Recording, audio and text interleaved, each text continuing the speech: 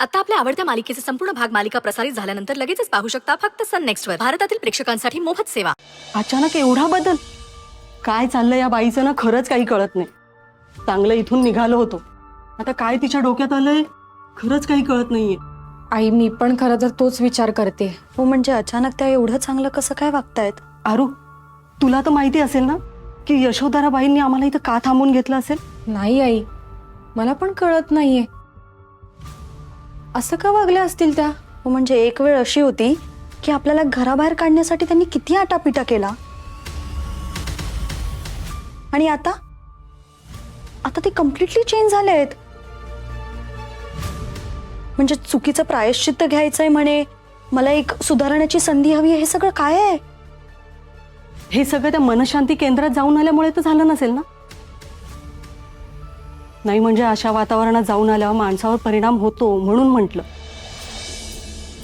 शक्यता नाकारता येत नाही, पण त्यासाठी काही वेळ जावा लागतो ना. म्हणजे वर्षानुवर्ष असलेला माणसाचा स्वभाव असा अचानक बदलू शकतो. आणि मान्य आहे की उपचार, मेडिटेशन हे जरी सगळं सुरू असलं तरी त्याला काही दिवस लागतात.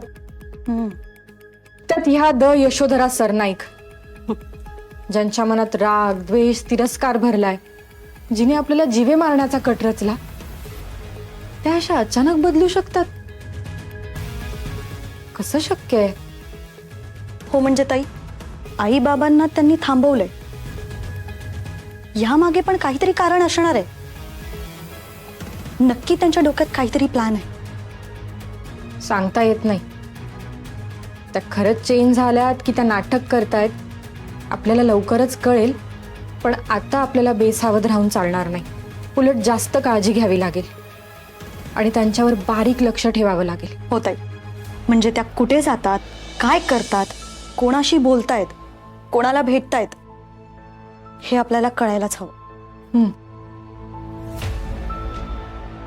ताई ऐक, माझ्याकडे एक छान प्लॅन आहे. काय? बोल ना. तू जर माझ्या आणि अक्षयच्या लग्नाबद्दल त्यांच्या समोर बोललीस तर त्यांना आमचं लग्न मान्य नव्हतंच आणि त्यांना मी सून म्हणून आवडतच नाही. मग आपल्याला कळेलच ना. मग जर त्या खरंच बदलल्या असतील तर कदाचित होकार देतील. प्लॅन चांगला आहे, पण हा विषय त्यांच्याकडे डिरेक्टली न काढता श्रेयस थ्रू जर काढला तर त्या खरं बोलतायत, खोटं बोलतायत की नाटक करतायत ते सगळ्यांसमोर येईल. काय वाटतंय? हो,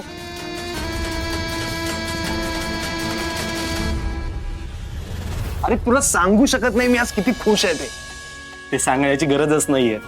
तुझा चेहरा बघ, तुझा चेहरा सगळं सांगतोय. मामा घरी आल्यात म्हणून खुश आहेस ना? मम्मा परत आल्या हे तर कारण आहेच. अरे पण किती चेंज होऊन आल्या आहेत त्या. आता ना सगळं आराध्या म्हणाली तसं होणार. घरात सगळं पूर्वीसारखं छान सुरळीत होणार. हो हो हो, तुला हवं तसंच होणार आहे.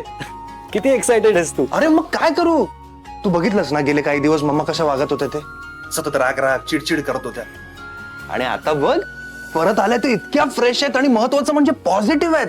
आज त्यांचा एक पॉझिटिव्ह अप्रोच आणि घर पुन्हा पूर्वीसारखं एनर्जेटिक पॉझिटिव्ह वाटायला लागलंय. हो खरंच, आता हे वातावरण असंच राहू दे. येस. बाय द वे, एक न्यूज आहे.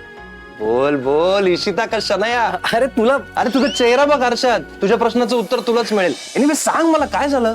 तू मला त्या दिवशी म्हणाला होतास ना की दोघींच्या मनात काय चाललंय हे जाणून घे. त्यासाठी मी एक परीक्षा घेण्याचं ठरवलं त्यांची. मग काय झालं? मी त्यांच्यासमोर एक नाटक केलं. मग म्हणजे शनाया आणि इशिता दोघींपैकी कोणाचं माझ्यावर प्रेम आहे आणि कोणाचं आपल्या प्रॉपर्टीमध्ये इंटरेस्ट आहे हेच जाणून घेण्यासाठी मी दोघींना ऑफिसला बोलवलं होतं. मग काय झालं? कोण परीक्षेत पास झालं, कोण फेल झालं? तेच तर कन्फ्युजन आहे.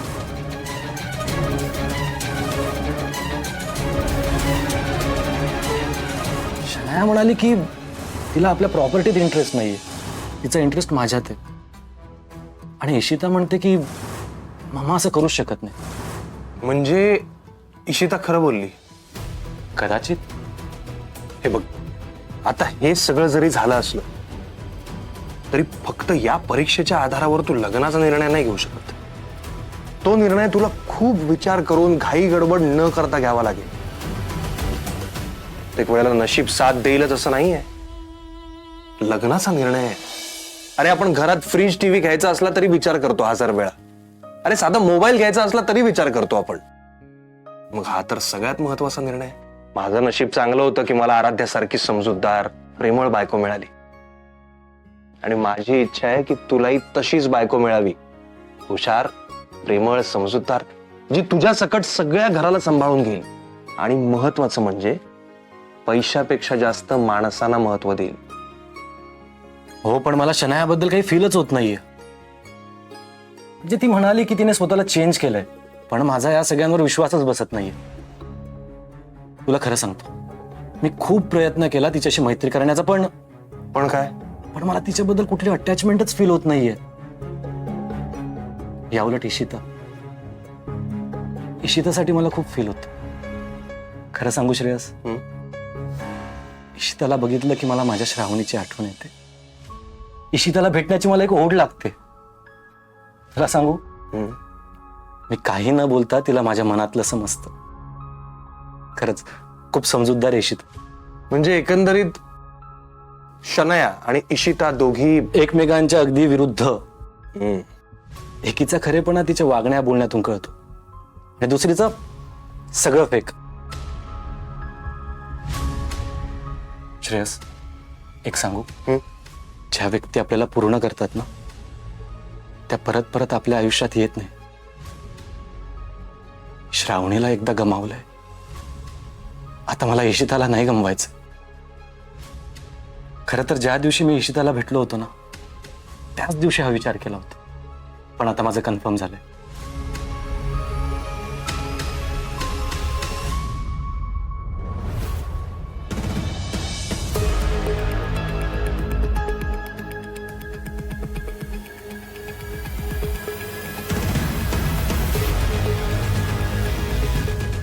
सासूबाई, अरे आराध्या, कळणच नाही कधी आलीस.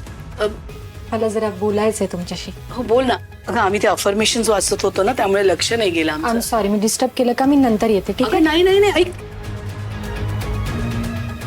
अगं आम्ही ते, अगं हे पुस्तक आहे ना, अफर्मेशन्स आहे, ते आम्हाला मनशांती केंद्रात दिलंय. तुला सांगते, हे पुस्तक वाचायला लागल्यापासून ना कॉन्सन्ट्रेशन लेवल इतकी वाढली आहे ना. नाही तर एरवी सतत 10 विचार इकडचे तिकडचे आमच्या मनात असायचे. आता I am feeling so much calm. Healing पण दिलं ना आम्हाला तिकडे. हो का? आराध्या, अगं 4 दिवसात इतक्या गोष्टी शिकवल्या ना आम्हाला. म्हणजे मेडिटेशन, अफर्मेशन्स, मॅनिफेस्टेशन्स. मॅनिफेस्टेशनची पॉवर तर काय सांगू तुला.